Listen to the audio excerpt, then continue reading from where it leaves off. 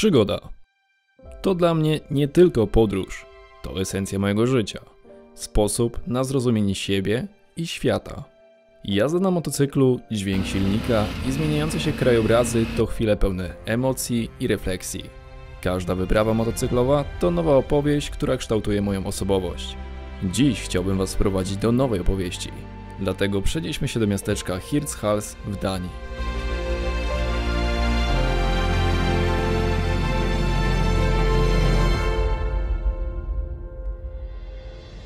Dotarłem tutaj po 2 dniach jazdy, pokonując 1200 niecałe kilometrów z Kotliny Kłodzkiej, tylko po to, aby jutro wsiąść na prom o godzinie 11, który odpływa na Wyspy Owcze, a potem na Islandię.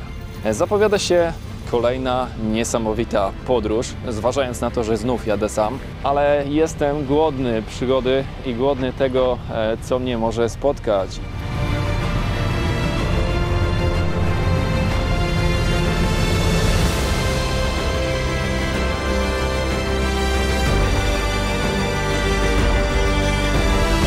Rejs na Wyspy Owcze trwał 30 godzin, a szczegółowe informacje oraz ceny przedstawione zostaną w specjalnym odcinku, który dla Was przygotuję. 19 czerwca 2024 roku o godzinie 17:30 dopłynęliśmy do stolicy Wysp Owczych, miasta Tórshavn.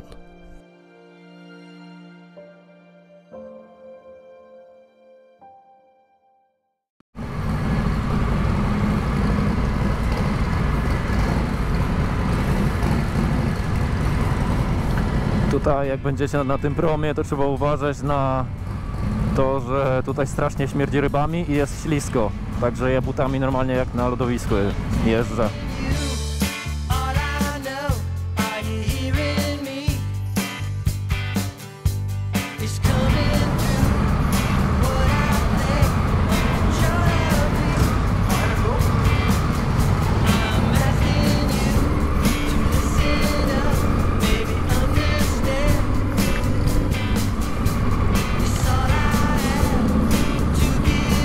Oj, jaka pogoda niefajna.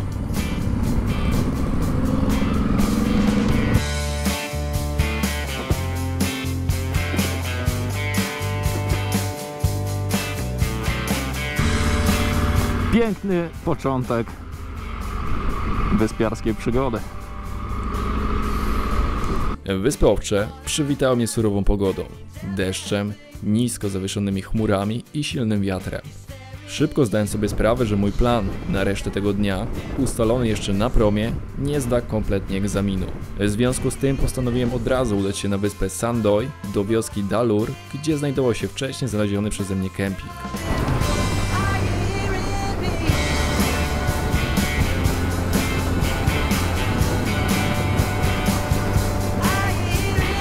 Aby dostać się na wyspę Sandoy, miałem 2 opcje. Prom, którego godziny wypłynięcia były mi nieznane i na który też nie chciało mi się czekać, oraz nowo wybudowany, kilkunastokilometrowy tunel podwodny, a takim jeszcze nie jechałem.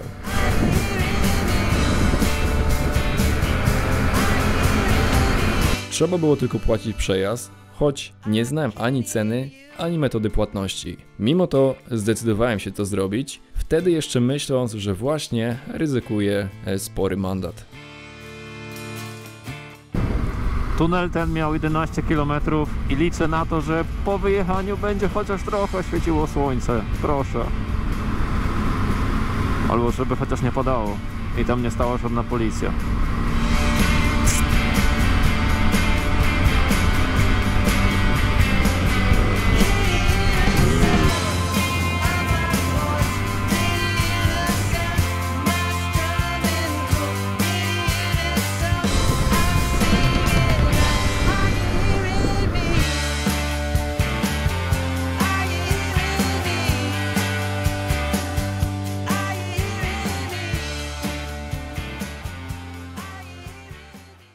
Dotarłem na kemping w wiosce Dalur na Wyspach Owczych. Tyle, że tutaj nikogo nie ma. Jestem tutaj sam. Ten kemping prawdopodobnie jest teraz nieczynny, tak żeby móc zapłacić, ale można z niego skorzystać, bo jestem właśnie w takim domku, gdzie jest kuchnia, jest telewizor, jest Wi-Fi, ale nie mam hasła. Są stoliki właśnie, przy których siedzę i widziałem, że tutaj dziewczyna rzucała relację z miesiąc temu albo kilka tygodni temu, że spędziła tutaj noc właśnie w tym domku, śpiąc właśnie na materacu i nie było z tego tytułu żadnych problemów, więc ja też to zrobię, bo na początku myślałem, że rozłożę sobie namiot na zewnątrz, ale tak potwornie wieje, że no, to jest w ogóle głupi pomysł, ale o nim cały czas myślałem. Moja pierwsza noc na Wyspach Owczych, szczerze nie tak się spodziewałem, że będzie wyglądać. Myślałem, że będę spał pod namiotem, a śpię w domku, w którym mam dach, prąd i wodę. Prysznic też mam, tyle, że tak jak tutaj Wam pokażę, jest łazienka i to naprawdę jest czysto, jest prysznic, ale za prysznic, za pralkę, jeszcze za coś są takie opłaty na monety tutejsze. Ja tych monet nie mam, więc muszę sobie je skombinować. W ogóle muszę sobie skombinować gotówkę, jaką się tutaj posługują na Wyspach Owczych. Mapa, już mniej więcej zaplanowany jutrzejszy dzień, gdzie pojadę. Dzisiaj jestem tutaj w miejscowości Dalur. Zobaczę jeszcze atrakcję turystyczną, której dzisiaj nie zobaczyłem z tego względu, że są za mocne wiatry, bo wiatry dzisiaj wieją do 90 km na godzinę. Cała wyspa jest na czerwono. Wrócę tym tunelem. Następnie przejadę kilka tutaj dróg. Przejadę znowu tunelem. Skupię się na wyspie Wagar. Mam tutaj jeszcze kemping zaznaczony na tej mapie, w którym spędziłbym noc. Więc plan jest taki, że jest około 120 km jutro do przejechania. Może się uda to ogarnąć. Jutro ma być mniejszy wiatr, więc powinno być lżej. A na teraz w sumie jest już godzina 22, więc idę spać. Jutro wstanę dziś koło 5. Ponagrywam tutaj okolice, żeby Wam pokazać to miejsce, w którym tutaj spędzam noc. I tyle. Do jutra. Pierwsza noc na wyspach była dla mnie trudna, z powodu tak zwanych białych nocy. Za każdym razem, gdy budziłem się z powodu silnego wiatru i wyglądałem przez okno, myślałem, że już jest poranek i zaraz będę musiał wstać. Adaptacja była wyzwaniem, do którego trudno było mi się przyzwyczaić. Nieprzespane noce negatywnie wpływały na moje samopoczucie, ale dzięki pięknym zielonym wzgórzom i tutejszej naturze zmęczenie szybko ustępowało, pozwalając mi naładować baterię.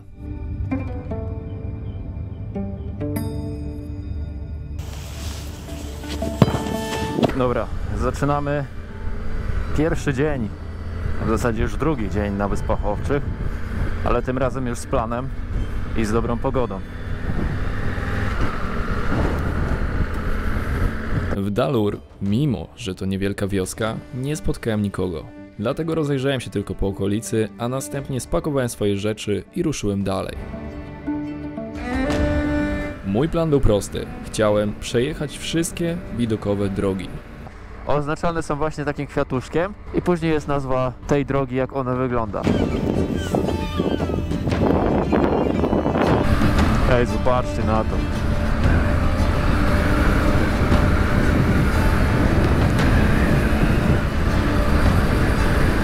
Coś wspaniałego. Takie widoki.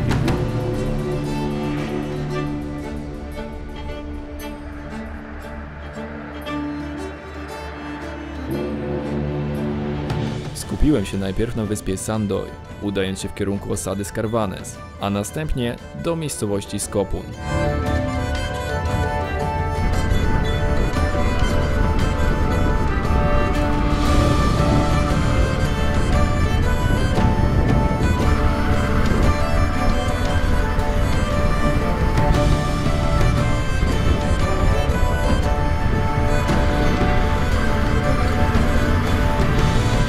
Skarvanes to malownicza osada na Wyspach Owczych, która kiedyś była prawie wyludniona, ale ożyła po tym, jak przeprowadziła się tutaj pewna rodzina. Położona równolegle do wysepki Skúvoy, oferuje unikalne widoki. Znajdują się tu tradycyjne farerskie domy z torfowymi dachami oraz liczne szlaki turystyczne z pięknymi widokami.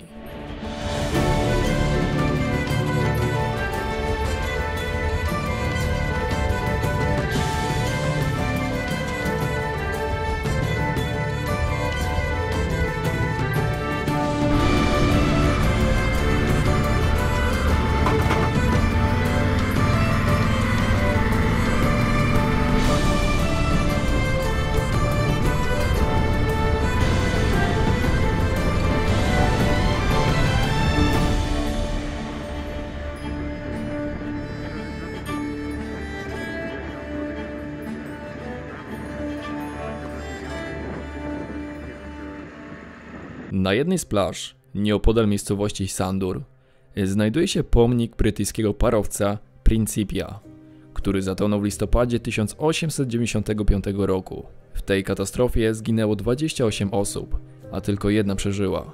Dziś stoi tu kamień pamiątkowy oraz kotwica, która została wydobyta z dna morskiego przez nurków w 2001 roku. Jeżeli chodzi o miejscówkę, to jest tu pięknie, jest tu cisza. Nikogo oprócz owiec i takich charakterystycznych ptaków z takim długim, pomarańczowym dziobem. To nikogo tutaj więcej nie ma. Jestem tutaj sam.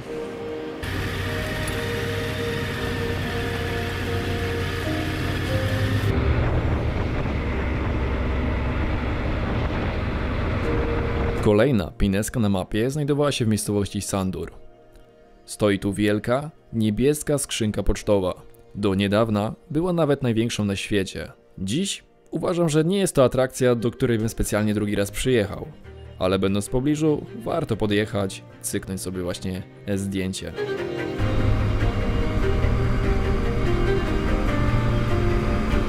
Opłata za przejazd tunelem między wyspami Sandoy i Stremoi motocyklem w jedną stronę wynosiła 96 zł. Całe szczęście, z 4 dostępnych tuneli na wyspie tylko za 2 motocykliści muszą zapłacić.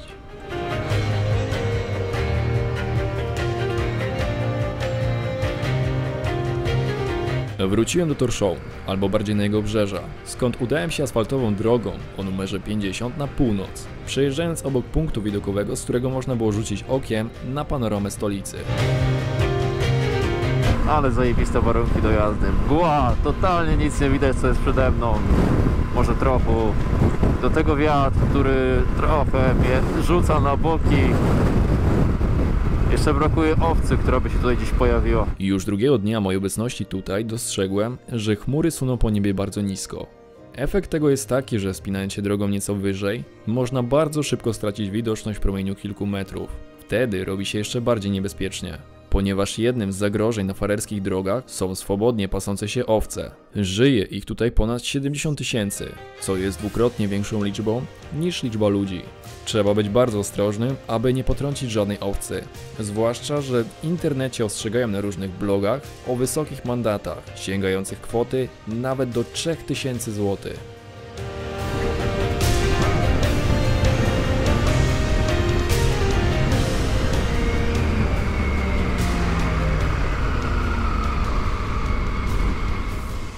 Na czas mojej obecności na wyspach cena benzyny 9,5 wynosiła około 7 zł 13 groszy za litr. Stacje benzynowe są łatwo dostępne i znajdują się w niewielkich odległościach od siebie.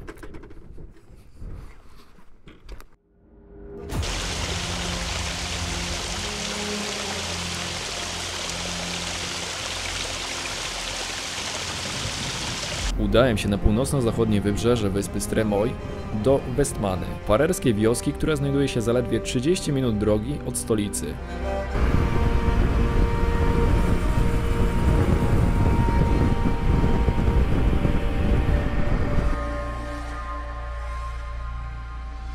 Westmanę zamieszkuje około 1300 mieszkańców. Główne znaczenie gospodarcze ma tutaj przemysł rybny, zarówno morski, jak i lądowy. Znajdują się tu również hodowle ryb oraz mniejsze zakłady przemysłowe. W miejscowości jest także kemping, ale z tego co widziałem, z kiepskim miejscem na rozbicie namiotu. Największą atrakcją turystyczną Westmany są rejsy łodzią do dzikich klifów i grot. Ja jednak nie skorzystałem z tej atrakcji, a zamiast tego udałem się w stronę 2 z 4 zbiorników wodnych w otaczających górach.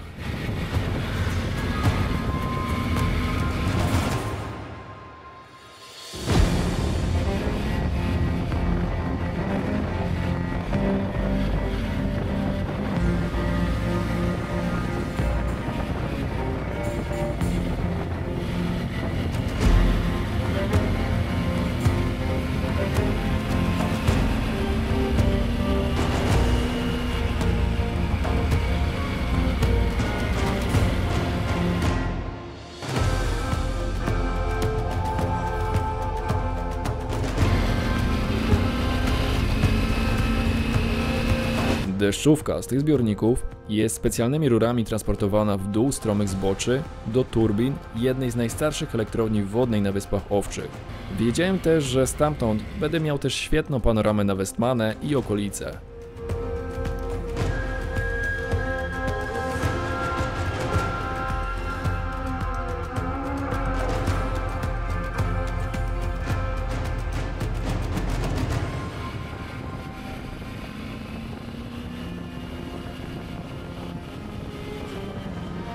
Tego momentu nie nagrałem. Wyjeżdżając z Westmany uderzyłem w owcę, która nagle wbiegła mi pod koła. Nie wywróciłem się, ale poczułem to uderzenie przy prędkości około 80 km na godzinę. W pierwszej chwili przeżyłem szok i niedowierzanie, że zrobiłem to, czego starałem się za wszelką cenę uniknąć. Młoda owieczka leżała na jezdni, jeszcze żywa. Tą sytuację widział młody farerczyk, który zatrzymał się samochodem obok. Najpierw zapytał, czy jestem cały, a potem dodał, że trzeba to zgłosić na policję, ale wcześniej trzeba będzie tą owcę zabić, aby się nie męczyła, choć sam nie miał do tego odwagi. Zatrzymał więc kolejny samochód, w którym siedział starszy mężczyzna. Ten wziął z bagażnika nóż i owcę przenieśliśmy na pobocze. Młody farerczyk podał mi numer telefonu na specjalną infolinię policji, do której należało zgłosić to zdarzenie. Policjant przyjął zgłoszenie i poprosił mnie, abym stawił się na komisariacie w Tórshavn za około 5 dni, bo właśnie wtedy miałem być w stolicy, więc wybrałem też ten termin. To był mój drugi dzień na Wyspach Owczych, a już rozpoczęła się przygoda, której scenariusza nawet nie brałem pod uwagę.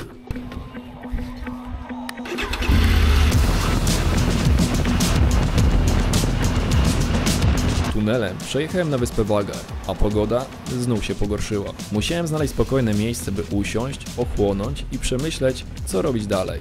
Brakowało mi tutaj miejsca z zadaszeniem, gdzie można byłoby się schronić przed deszczem. Na Google Maps znalazłem restaurację w Sandavagur, która cieszyła się bardzo wysokimi opiniami klientów i serwowała tradycyjną kuchnię. Przyznaję, zupa rybna była całkiem smaczna.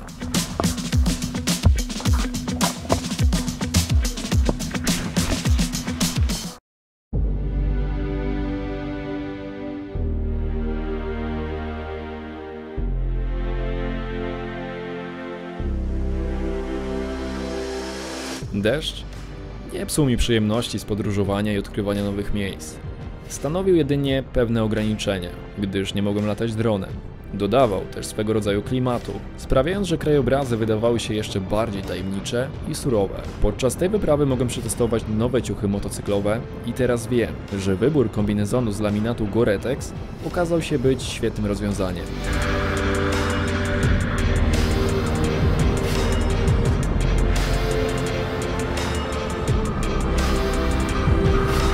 Robiło się już późno. Zanim tego dnia zatrzymałem się na kempingu, chciałem zobaczyć jeszcze jedno miejsce. Wodospad, którego nazwy chyba nie jestem do końca w stanie dobrze powiedzieć, więc tutaj pojawi się na pewno napis. Zlokalizowany na wyspie Vagar, przy drodze między Beur a Gasadalur.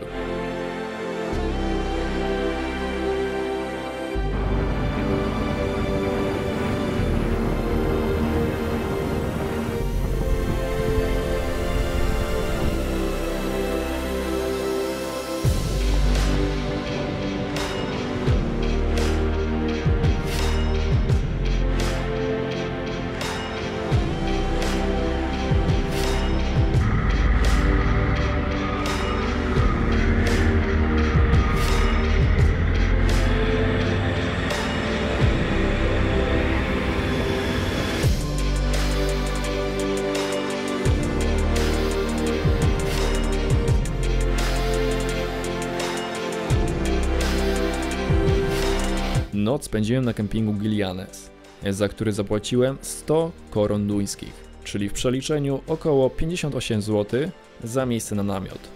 W cenę wliczony był nieograniczony dostęp do części wspólnej oraz do gorącej wody pod prysznicem. To już koniec pierwszego odcinka. Dzięki za obecność. A jeżeli chodzi o zapowiedź następnego, to łapcie kilka ujęć z kolejnych dni.